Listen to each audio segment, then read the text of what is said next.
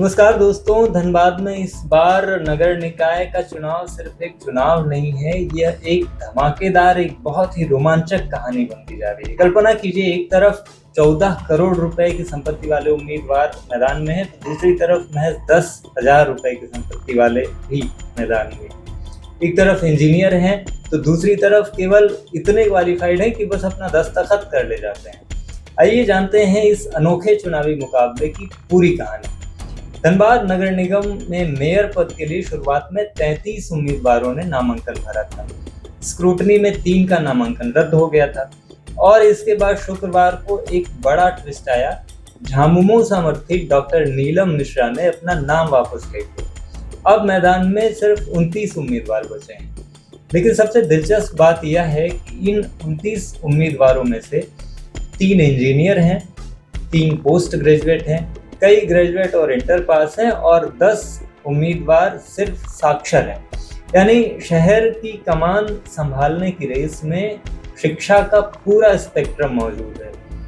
अब आते हैं सबसे रोचक हिस्से पर, यानी संपत्ति की गणित। स्क्रीन पर दिख रहे ग्राफ पर नजर डालिए। सबसे अमीर उम्मीदवार रवि चौधरी, इनकी संपत्ति 14.03 करोड़ रुपए है।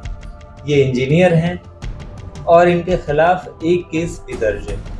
दूसरे नंबर पर हैं चंद्रशेखर अग्रवाल, जिनकी संपत्ति 13.4 करोड़ रुपए है। ये बीटेक हैं और पूर्व में मेयर भी रह चुके हैं। दिलचस्प बात यह है कि भाजपा से समर्थन नहीं मिलने पर इन्होंने पार्टी से इस्तीफा दे दिया है और अब ये भाजपा के बागी हैं। इसके बाद तीसरे नंबर पर हैं योगेंद्र प्रधान, इनकी संपत्ति है 1,46,00,000 रुपए। 10वीं पास हैं ये तो हुई करोड़पतियों की बात। लेकिन इन सबके बीच सबसे कम संपत्ति वाले राहुल चौहान भी मैदान में हैं। इनकी संपत्ति महज 10,000 रुपए है। एक तरफ 14 करोड़ और दूसरी तरफ महज 10,000। ये है लोकतंत्र का असली रंग।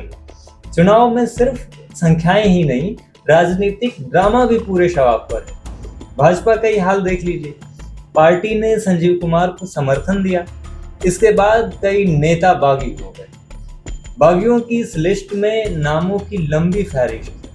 पूर्व विधायक संजीव सिंह, मुकेश पांडे, भृगुनाथ भगत, पूर्व मेयर चंद्रशेखर अग्रवाल और शांतनु चंद्रा। पार्टी बागियों को मना नहीं पाई और अब माहौल गरमाया हुआ है। झामुमो में भी ट्विस्ट की कमी नहीं है। पहले डॉक्टर नीलम मिश्रा को उतारा, फिर पार्टी के केंद्रीय नेतृत्व के निर्देश पर उन्हें हटाकर भाजपा से बागी हुए चंद्रशेखर अग्रवाल को समर्थन दे दिया। इसके बाद डॉक्टर नीलम मिश्रा को अपना नाम वापस लेना पड़ा। अब एक नजर इस पर भी डाल लेते हैं कि किन उम्मीदवारों के खिलाफ केस कितने दर्ज हैं। 14 करोड़ रुपए की संपत्ति वाले सबसे अमीर उम्मीदवार रवि चौधरी पर एक केस दर्ज है।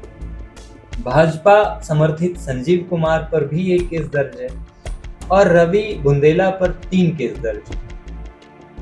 बता दें कि हम वही जानकारी आप तक पहुंचा रहे हैं जो इन उम्मीदवारों ने अपने शपथ पत्र में खुद दर्ज किया है।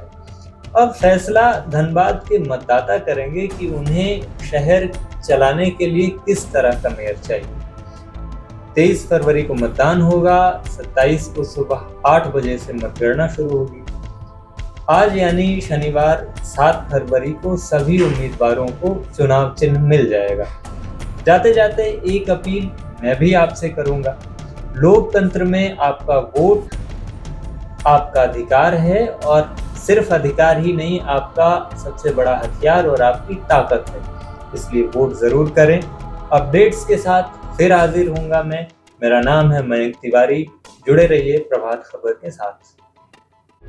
प्रभातखबर.com, विश्वास वही, रफ्तार नहीं।